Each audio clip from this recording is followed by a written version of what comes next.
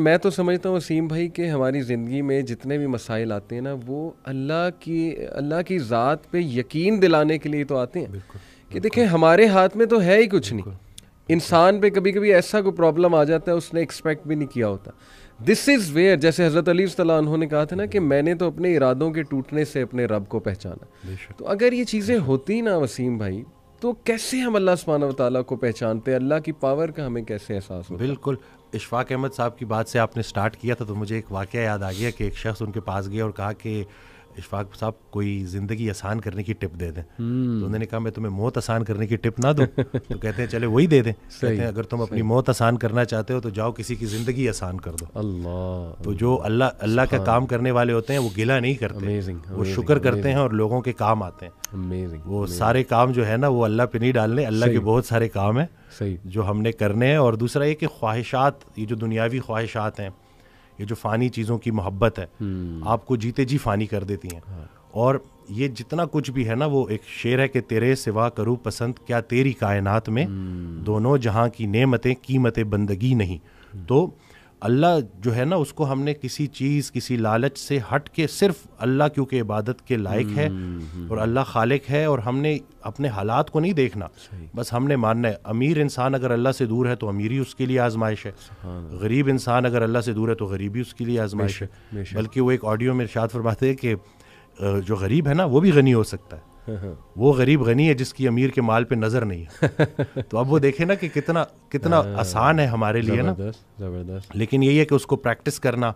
और फिर यही है कि जो कामयाबी का हमने जो एक मयार रख दिया है वो सिर्फ यही है कि बैंक बैलेंस और यही सब कुछ। तो इंसान भी बेचारा ना बड़े बड़े घर बनाता है और सोता उसी एक छोटी सी तंग सी जगह पे है, बिस्तर पे, जितनी उसने कब्र में सोना है। सही बात। और यह है कि वो हज़रत कहते हैं कि जो चीज़ें तुमने अपने मरने के बाद वैसी छोड़ जानी उसको अपनी ज़िंदगी में क्यों ना छोड़ दो। एक और जगह कहते हैं कि जिनको तुमने अपने मरने का गम दे के जाना है उनको अपनी ज़िंदगी में थोड़ी खुशियाँ तो दे जाओ।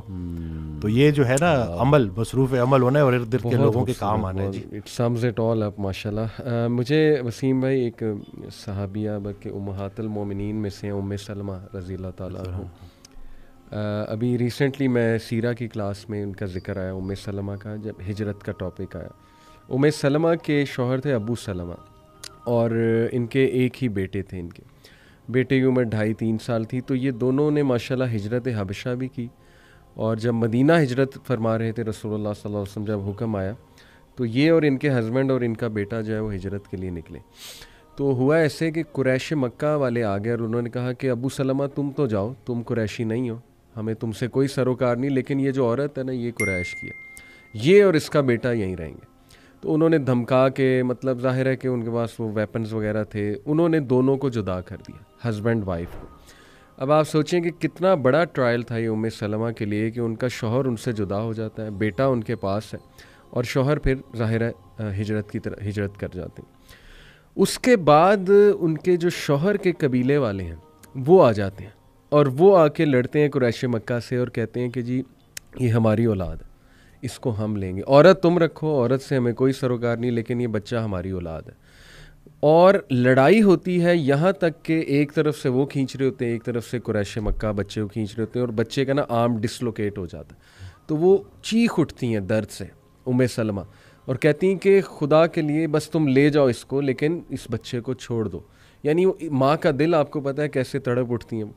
और रवायात में आता है वसीम भाई के बच्चा वो ले जाते हैं, 6 माह उम्मे सलमा वादियों में जा के रोती हैं, 6 मंथ्स ये पूरा पीरियड बताया कि डेली रात को जाके उन वादियों में रोती हैं जाके।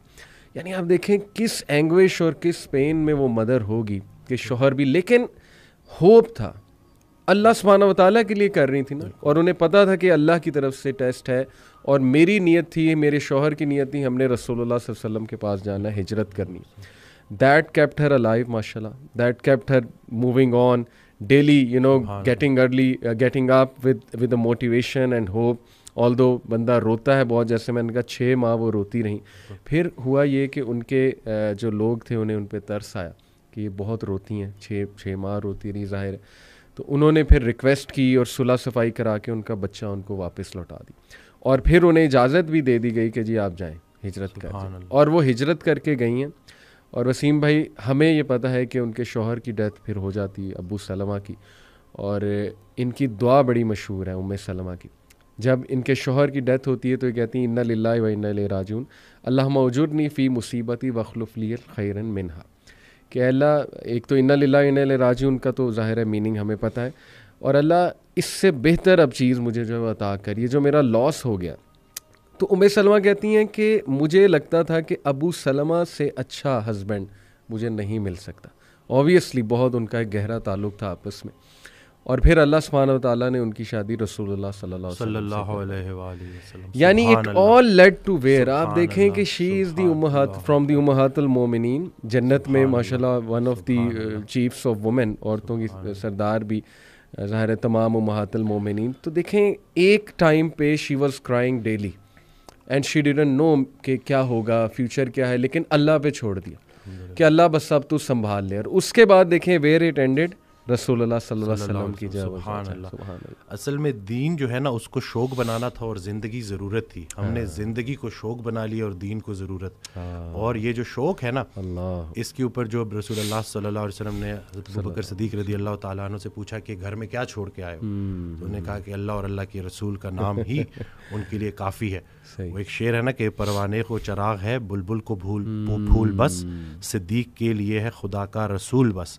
तो हम अगर ये देखें ना कि ये जो ईसार का जज्बा है, ये जो कुर्बानी का जज्बा है जी। हज़रत एक ऑडियो में कहते हैं कि जो ये दिमाग है ना ये दुनिया है, ये कुछ हासिल करना चाहता है। दिल जो है ना वो दीन है, ये कुछ देना चाहता है। जब तक आपका दिल आपके दिमाग पे हावी है, जब तक आपके अंदर ईसार का जज्बा है, देने का जज्बा है, आपके ऊपर परेशानियां हावी नहीं हो सकती।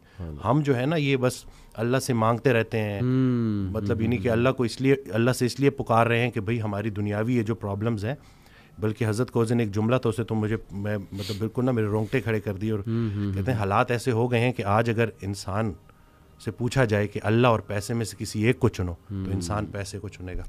इस हद तक ये ख़तरनाक हो गई है बात कि ये पूरा का पूरा एक मतलब नाउज़ुबिल्लाह एक माबूद बन गया। जी जी जी, ये जो पैसे की मोहब्बत बिल्कुल ऐसी, बिल्कुल ऐसी। तो ये बाकी जो अल्लाह वाले हैं वो हर तरह के खौफ से और हर तरह के गम से गुजार के हर तरह के खौफ और गम से आज़ाद कर दिए। क्या बात, क्या तो लेकिन वो प्रोसेस है, उससे गुजरना है।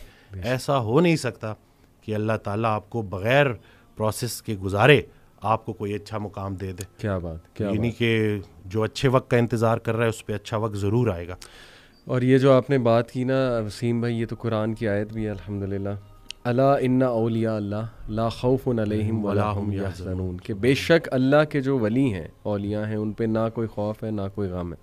तो औलिया कौन है ये भी अल्लाह ने एक और आयत में एक्सप्लेन किया कि बेशक अल्लाह के वली तो वही हैं जो ईमान लाते हैं और तकवा इख्तियार करते हैं अल्लाह सुब्हानहू तआला का। यानी they respect Allah so much, they are in of Allah सुब्हानहू तआला सो मच कि वो सवाल ही नहीं पैदा होता अल्लाह के बारे में नेगेटिव सोचे, क्योंकि अल्लाह रब्बुल आलमीन की ज़ात जो है ही इज़ अल हकीम, द मोस्ट वाइज और सबसे ज़्यादा जस्ट। अलैहिस्सल्लाहु बिअहकमिल हाकिमीन, क्या अल्लाह सबसे ज़्यादा जस्टिस करने वाला नहीं है, बेहतरीन हाकिम नहीं है? तो दे नो, वही आपके वाली बात कि यकीन है, शक नहीं है रब की ज़ात पे। जो भी हो रहा है हमारी लाइफ्स में, देखें वो लोग बजाय के अल्लाह को कसूरवार ठहराने के, क्योंकि आपको पता है ना कि सबसे पहले तो ये ब्लेम गेम करने वाला और नाउमीद होने वाला इब्लीस है। बिल्कुल, उसने अल्लाह को राइट देन कह दिया था कि चूँकि आपने मुझे गुमराह किया इसलिए मैं अब इनको नहीं छोड़ूंगा। तो वो बिटर बन गया, रिवेंजफुल बन गया, वेंजफुल बन गया और उसका हसद बढ़ता जा रहा है, उसकी नफ़रत बढ़ती जा रही है। तो अल्लाह ने उसकी एग्जांपल कोट की कि चूँकि वो अपने रब की रहमत से ही मायूस हो गया, बिल्कुल, तो that's why he is called इब्लीस, क्योंकि वो बिल्कुल ही नाउमीद है। तो ये बात आ जा के वसीम भाई फिर यकीन की ही है कि अल्लाह सुब्हानहू व तआला जो है ना वो मेरा बुरा नहीं चाह सकता।